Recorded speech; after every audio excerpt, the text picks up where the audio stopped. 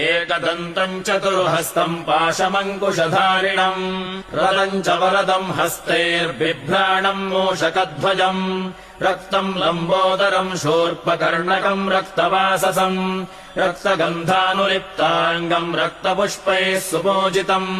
भक्तानुकम्पिनम् देवम् जगत्कारणमच्युतम् आविर्भूतम् च सृष्ट्यादौ प्रकृतेः पुरुषात् परम् एवम् ध्यायति यो नित्यम् स योगी योगिनाम् वरः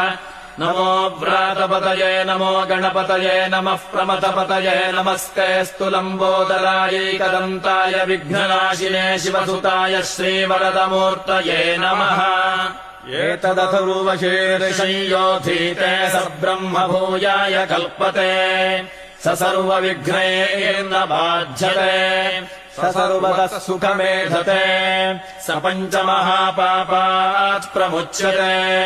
सायमधीयानो दिवसकृतम् पापम् नाशयति प्रातरधीयानो रात्रिकृतम् पापम् नाशयति सायम् प्रातः प्रयुञ्जानः पापो